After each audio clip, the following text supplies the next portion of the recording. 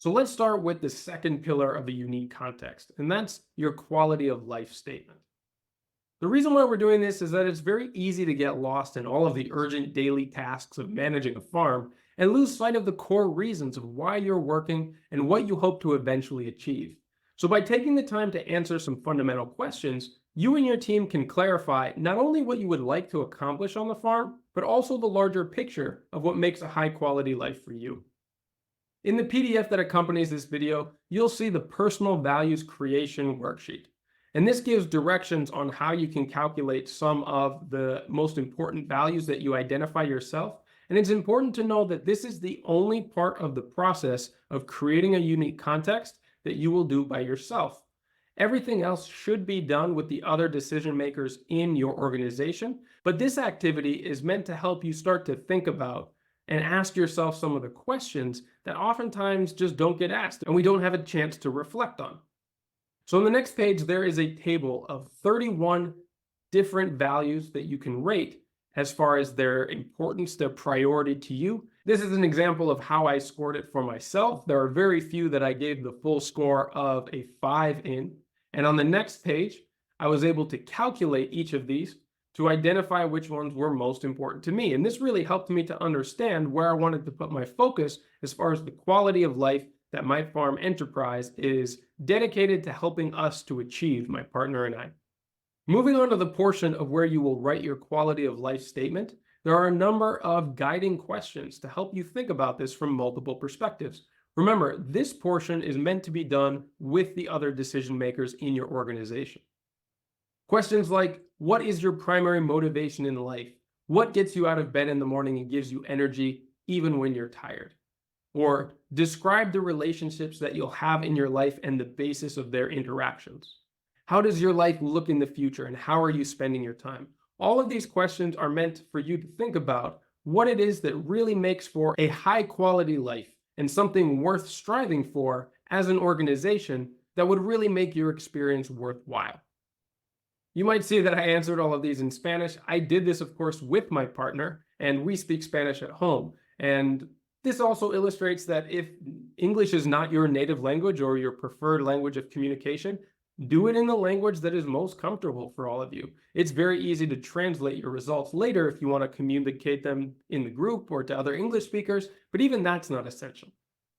It's much more important that this makes sense for you. Some essential things to consider during this process is that it's really important for you and your team to feel aligned so that you can connect onto what you write. That it isn't just something that you do for the sake of it, but it actually means something to you and your team. You might also start with vague concepts of things like health or happiness or regeneration or fulfillment or security. These things that most of us have in common and that are essential for our quality of life. But over time, the next step is going to be to describe what these concepts mean and feel and look like to you personally as an organization. For example, what does freedom look like in how you spend your time and how you work? What does health feel and look like for you personally? What does security enable you to do? By going a little bit deeper, these reflections can make your context unique to your team and your farm. Here's an example of two similar statements, but one is much more personalized than the others. For example, our days are calm and unrushed versus we have time for maintenance tasks and development projects. Which one of these conveys feeling and a personal sense of what you want to achieve? And which one is just something of a to-do list that you would like to have time for? Here's an example of two statements describing financial security or abundance. We have 50,000 in our savings account versus we have enough in savings to work creatively and without stress. The thing about this is you may get to a point where you have 50,000 in your savings account, but if your cost of living or your cost of production rise, it might turn out that 50,000 is not enough.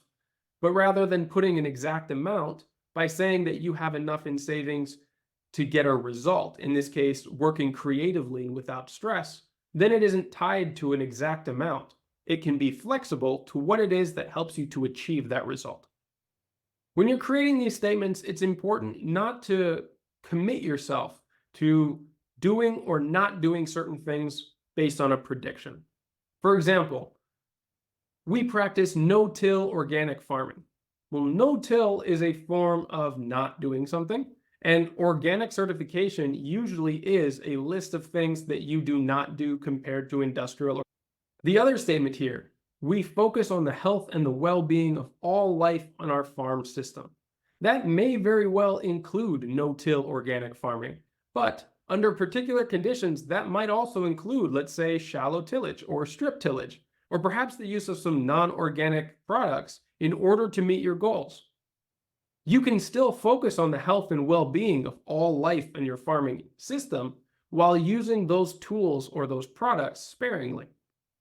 This way, you haven't cut off options in your context itself. One more thing to stay away from is defining problems in your articulation of your quality of life. For example, we are resilient against unstable markets and unreliable customers. This is a description of two problems that this organization would like to get beyond. Instead of articulating those problems, describe what it is that you would like to achieve beyond the problem itself in this other statement. Despite factors beyond our control, we build resilience through diversity. This acknowledges that problems are going to come up, that there are going to be things that you can't manipulate or make serve you. But the dedication to resilience through diversity is talking about the outcome, the other side of the problem that you would otherwise articulate. I hope some of these examples were helpful and help you to arrive at a quality of life statement that you and your team really align with. And of course, I'm happy to talk about these on the live calls and give some examples from my own experience. So let's move on to the next pillar. Let's talk now about the future resource base. The reason why we're doing this is that it's all well and good to have a clear vision of how you would like your future to be and what goals you would like to achieve, but it's just as important to identify what is required to make them a reality. This portion of defining your context is meant to take a practical look at what you and your team need to acquire or produce in order to move ever closer to the quality of life that you've defined. In this way, you can begin to plan and prepare for the actions that can manifest a better future. Back in the PDF worksheet, there are a lot of guiding questions for you to think about this concept from different perspectives. But really, there are two main considerations that you should focus on. The first one being the people that you include in your resource base. You want the people that you interact with, that you depend on, and that influence you to like you, respect you, trust you, and promote what you do. You also would want them to exhibit qualities that create for deeper, reliable relationships. Things like being trustworthy, loyal, and committed to serving you well. You cannot control these people, of course. And so the only thing that you can control is your own behavior. So with that said, how must you behave in order to foster and strengthen these kinds of relationships? Here we're talking about suppliers, customers, regulators, or neighbors, any people that your organization relies upon in order to succeed. The second main consideration is the land and the environment that you manage. So in farming, this is really easy to see the direct results of actions and decisions on the land and the environment that we manage. This is different for other organizations or businesses that don't have such a direct connection to the living world.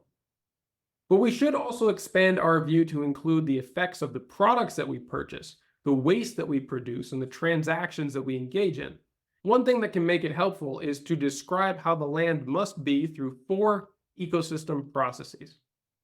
Those are the water cycle, the mineral cycle, which can also be thought of as decomposition, cycling nutrients through a system, community dynamics, which are the relationships between different forms of life, and energy flows, how energy moves through a system, whether it is captured and transformed by life, or whether it is wasted and lost through a breakdown in this process. The question here is, how must each one of these function in the future in order to sustain the quality of life that you desire over many generations? Because one thing is to achieve your quality of life temporarily and then lose it again, but to sustain it over multiple generations, these things must be working optimally. Back here in the PDF, there's actually one exercise that can precede the writing of this. Again, if you're not used to thinking about all of the different forms of resources and capital that you have access to, this exercise can help you to think about this and quantify it in a way that others can see. The 8 forms of capital were originated by Ethan Rowland and Gregory Landway as a way of identifying many of the forms of value that we don't often think about. The 8 forms of capital here are intellectual, cultural, experiential, financial, social, material, living, and spiritual capital. And the way that we can evaluate whether we have these in abundance or are indebted in some way is by giving them a number value. The scale goes from -3 to +3 as a reflection that you can be indebted in some forms of these capital, just as you can have them in abundance. In working through this exercise myself, I identified that the form of capital that I'm experiencing in most abundance is material and financial, and the one that I feel most deficient in is social. Now, it's important to know that you're not comparing yourself to anybody else. If I were to compare my material and financial resources to, let's say, Elon Musk, well, then I would be massively deficient. But when I think about these in terms of having what I need in order to get things done, I feel like I have what I need. On the flip side, I feel like I am socially indebted because I have received much kindness and favors from people around me, friends, family, and neighbors, and I feel like that is a debt that I need to repay.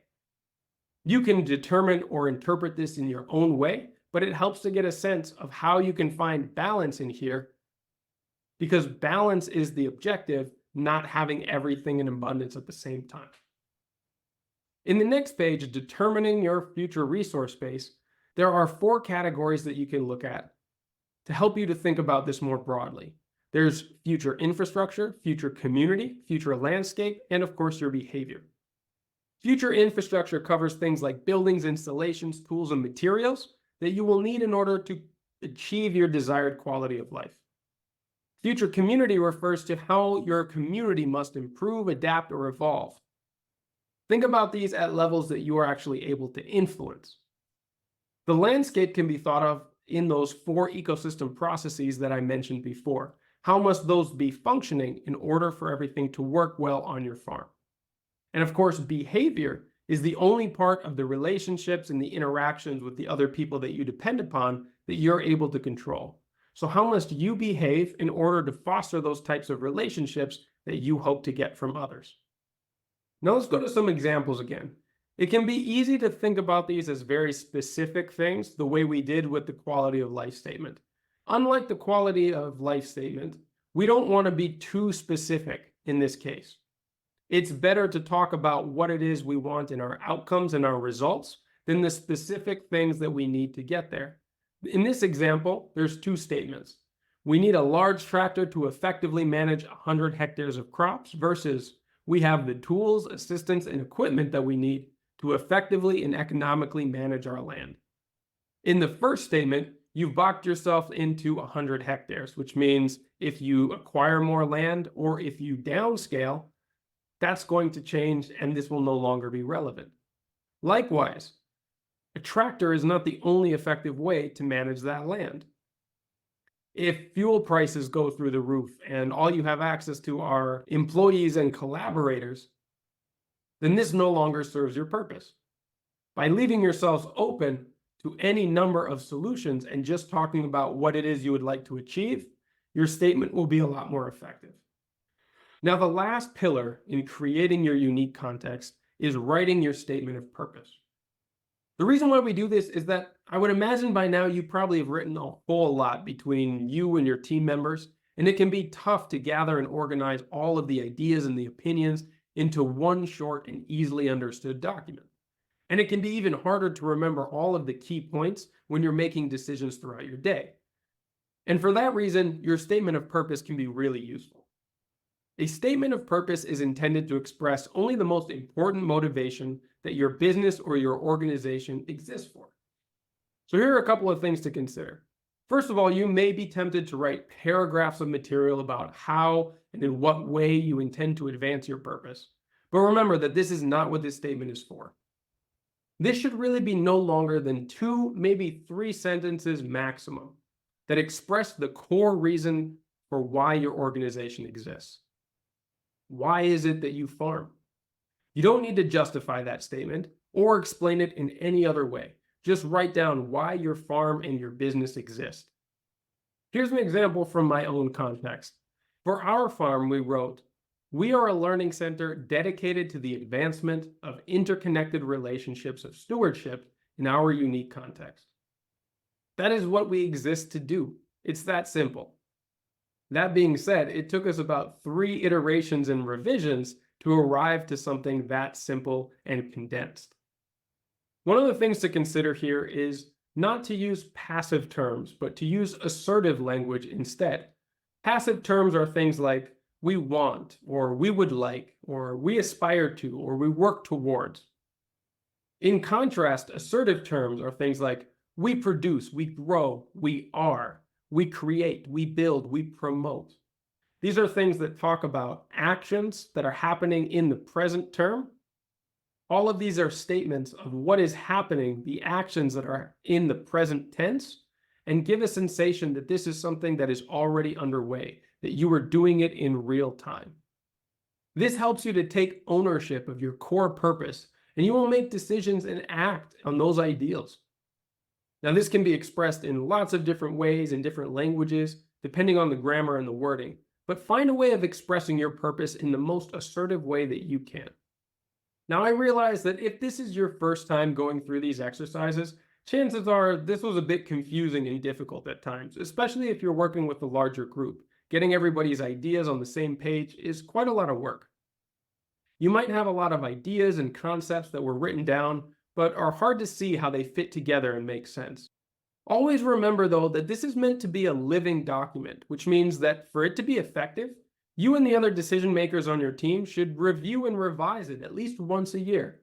Just the way that you, as people, as a team, as a business, or as a farm, are always evolving, your unique context should also evolve to reflect the reality of your situation and your resources and your goals. The best indicators that this document is working the way that it's intended are the following. The decision makers feel aligned with and represented by the statement of purpose and the quality of life statement. You should all be on the same page about this and really connect with the core message. This document is regularly referenced when making decisions that affect the organization and evaluating whether or not a decision is bringing your organization closer to or further away from the vision that you've articulated. And lastly, collectively, you remain open to changing or revising anything that you agree does not represent your organization or the vision that you have for the future. I really hope that this process has sparked some valuable conversations with you and your collaborators, and that it gives you something to orient your decisions towards as we move forward.